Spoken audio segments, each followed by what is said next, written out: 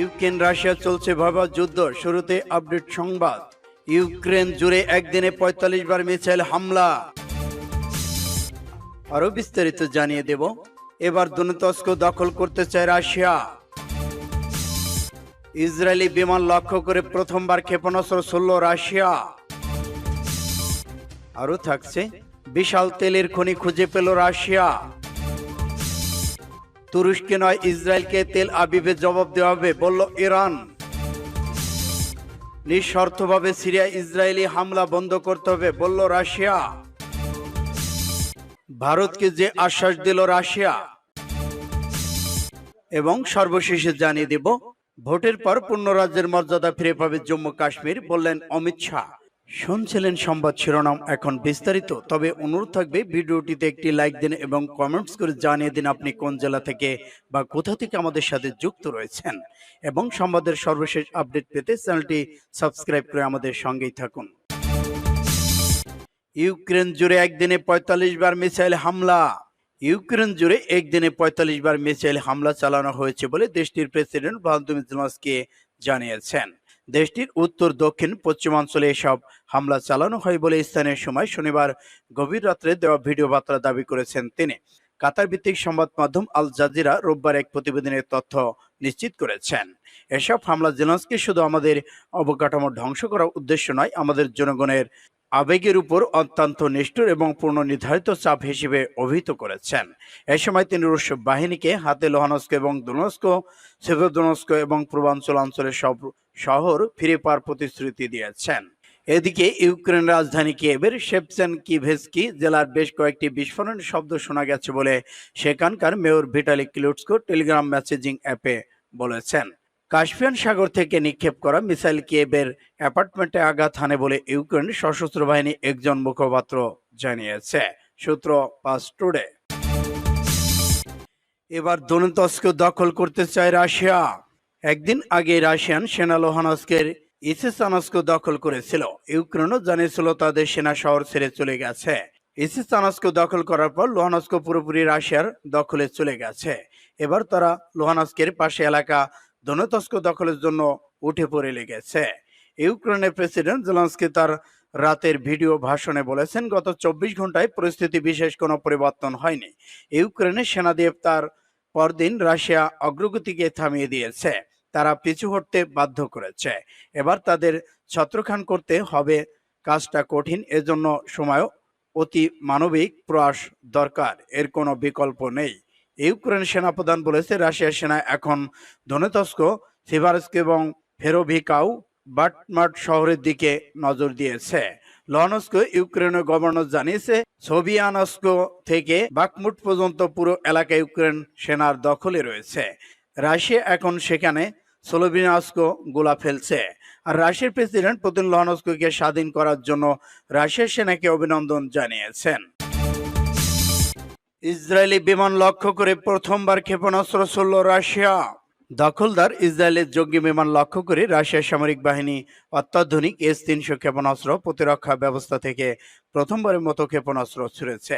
এই ঘটনায় ইসরায়েলের দখলদার সরকারের প্রতি মস্কোর দৃষ্টিভঙ্গি বড় ধরনের পরিবর্তনের ইঙ্গিত দিয়েছে বলে মনে করা হচ্ছে, খবর সিরিয়ার রাষ্ট্রীয় বার্তা সংস্থা সানার। এ বিষয়ে ইসরায়েলের চ্যানেল 30 টেলিভিশনে জানিয়েছে, গত শুক্রবার রাতে নজিরবিহীন এই ঘটনা ঘটেছে যখন ইসরায়েল সামরিক বিমান হামা প্রদেশের মাসিয়াব শহরের কাছে বেশ কয়েকটি জায়গায় ক্ষেপণাস্ত্র হামলা চালায়। একটি সামরিক সূত্রের বরাত দিয়ে সানা জানিয়েছে, ইহুদিবাদী ইসরায়েলি বিমান থেকে মধ্য অঞ্চলের বেশ কয়েকটি জায়গায় ক্ষেপণাস্ত্র হামলা চালানো হয় এবং সিরিয়ার সেনাবাহিনী বেশিরভাগ ক্ষেপণাস্ত্র ভূপাতিত করে। হামা প্রদেশের ওই এলাকা থেকে ইসরায়েলি বিমান চলে যাওয়ার সময় রাশিয়া S-300 ক্ষেপণাস্ত্র প্রতিরক্ষা ব্যবস্থা চালু করা হয়।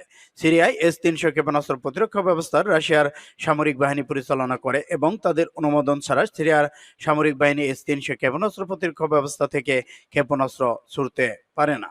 ইসরায়েলের সামরিক বাহিনীর সাবেক জেনারেল আমোস গিলাব বলেছেন, S-300 ক্ষেপণাস্ত্র ছুড়ে রাশিয়া হয়তো ওই হুঁশিয়ারি বার্তা দেওয়ার চেষ্টা করেছে যে সিরিয়ায় ইসরায়েলি আগ্রাসনের ব্যাপারে মস্কোর মোটেই খুশি নয়।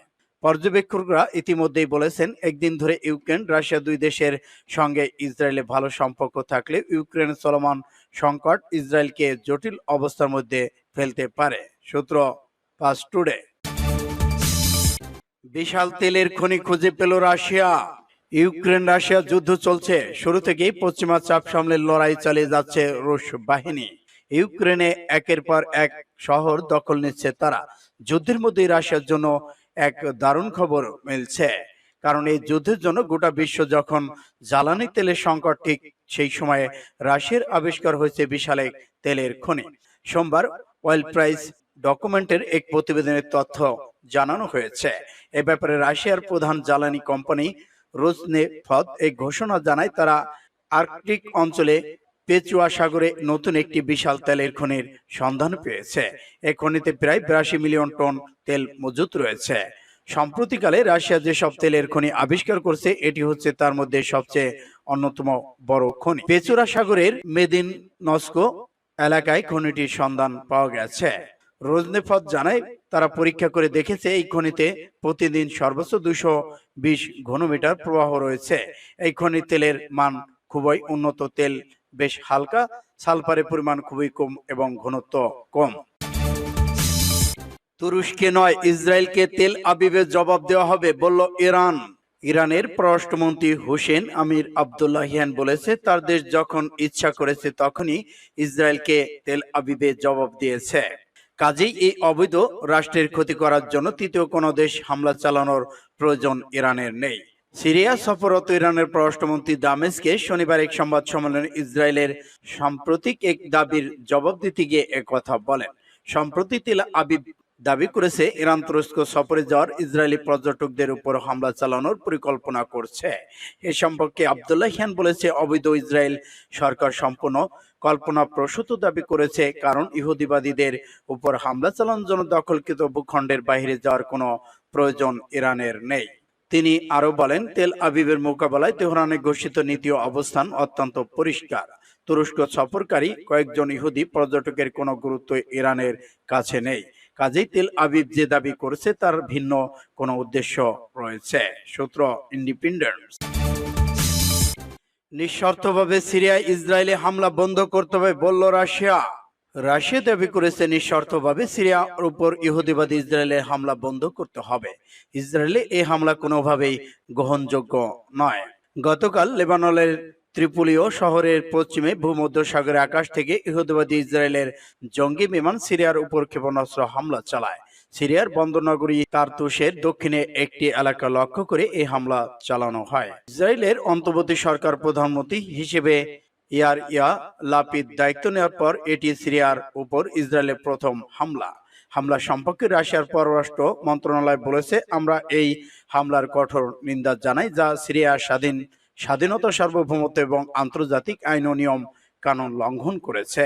রুশ মন্ত্রণালয় বলছে, নিঃশর্তভাবে ইসরায়েলকে এ ধরনের হামলা বন্ধ করতে হবে। গত কয়েক বছর ধরে ইহুদিবাদী ইসরায়েল প্রায় সময় সিরিয়ার উপর হামলা চালিয়ে আসছে। রাজনৈতিক বিশ্লেষকরা বলেছে, 2011 সালে সিরিয়ার সন্ত্রাসীদের লেলিয়ে দিয়ে এই যে উগ্রবাদী সহিংসতা শুরু করেছিল, তা মোকাবেলায় দামেস্ক সরকার সফল হওয়ার কারণে ইসরায়েল ভীতু হয়ে এই বিমান হামলা চালিয়ে আসছে। সূত্র পাস্ট টুডে। ভারতকে যে আশ্বাস দিল রাশিয়া। জ্বালানি রপ্তানি ব্যাপারে ভারতকে আশ্বাস দিয়েছে বলে কাতার ভিত্তিক সংবাদ মাধ্যম আল জাজিরা শনিবার এক প্রতিবেদন জানিয়েছে। রুশ সংবাদ সংস্থা ত্রাসের বরাত দিয়ে আল জাজিরা জানায়, রাশিয়ার প্রেসিডেন্ট ভ্লাদিমির পুতিন ফোনে ভারতের প্রধানমন্ত্রী নরেন্দ্র মোদীকে বলেন, শস্য, সার এবং জ্বালানির একটি নির্ভরযোগ্য উৎপাদন এবং সরবরাহকারী দেশ রাশিয়া। পুতিন মোদীকে আরো বলেন, বেশ কয়েকটি দেশের পদ্ধতিগত ভুল খাদ্যপণ্যের বাণিজ্য ব্যাহত করেছে, এটাই দাম বৃদ্ধির কারণ বলে জানান পুতিন। ভারত ইউক্রেনে আগ্রাসনের পর রাশিয়ার বিরুদ্ধে আন্তর্জাতিক নিষেধাজ্ঞা যোগ দেয়নি। শস্য, জ্বালানি, সামরিক সরঞ্জাম আমদানির জন্য মস্কোর উপর নির্ভর করে দিল্লি। সূত্র ইন্ডিয়া টুডে।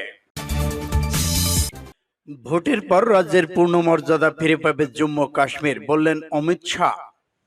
ভোটের পর রাজ্যের পূর্ণ মর্যাদা ফিরে পাবে জম্মু কাশ্মীর। আজ 3 দিনের জম্মু কাশ্মীর সফরে গিয়ে একথা জানালেন কেন্দ্রীয় স্বরাষ্ট্রমন্ত্রী অমিত শাহ। উপত্যকার পরিস্থিতি নিয়ে পুলিশ প্রশাসনের কর্তাদের সঙ্গে বৈঠক করেন তিনি। 2019-এর আগস্টে জম্মু কাশ্মীর থেকে 370 ধারা প্রত্যাহার করে কেন্দ্রীয় সরকার নতুন কেন্দ্রশাসিত অঞ্চল জম্মু কাশ্মীর থেকে ভেঙে আলাদা কেন্দ্রশাসিত অঞ্চল করা হয় লাদাখকে। কেন্দ্রের বিজেপি সরকার যুক্ত ছিল। এর ফলে বন্ধ হবে সন্ত্রাস, কারিগরি লাগাদে মতো এলাকায় নিরাপত্তা আরো জোরদার হবে। এর পাশাপাশি ভিটে ফিরতে পারবেন কাশ্মীর পণ্ডিতরা। কিন্তু বিরোধীদের অভিযোগ, বাস্তবে কাশ্মীরের পরিস্থিতি আরো ভয়াবহ হয়েছে। দলে দলে উপত্যকা ছাড়ছেন কাশ্মীর পণ্ডিতরা। জঙ্গি হামলায় রক্তাক্ত হচ্ছে ভূস্বর্গ। এই অবস্থায় বিশেষ মর্যাদা প্রত্যাহারের পর প্রথমবার জম্মু কাশ্মীর সফরে এসে রাজ্যের মর্যাদা ফিরে পাওয়া নিয়ে গুরুত্বপূর্ণ মন্তব্য করলেন কেন্দ্রীয় স্বরাষ্ট্রমন্ত্রী অমিত শাহ। তিনি বলেন, আসন পুনর্বিন্যাস কেন বন্ধ হবে? তাতে আমাদের রাজনীতির ক্ষতি হবে। এখন আর কাশ্মীর কোনো কাজ আটকে থাকবে না। কাশ্মীরের যুদ্ধ সম্প্রদায় যাতে সুযোগ পান, তাই আসন পুনর্বিন্যাসও হবে। আসন পুনর্বিন্যাসের পর ভোট হবে, তারপর রাজ্যের মর্যাদা ফিরিয়ে দেওয়া হবে। আমি দেশের সংসদে এটা বলেছি, এটাই রোডম্যাপ। আমি তো কাশ্মীরের যুব সম্প্রদায়ের সঙ্গে বন্ধুত্ব স্থাপন করতে এসেছি। ৩৭০ ধারা প্রত্যাহারের পর তৃণমূল স্তরে পৌঁছে গেছেন গণতন্ত্র, যেটা আগের কয়েকটি পরিবারের মধ্যে সীমাবদ্ধ ছিল। ৩টি পরিবার ৭০ বছর ধরে রাজত্ব করছে। কেন ৭০,০০০ মানুষকে খুন হতে হলো?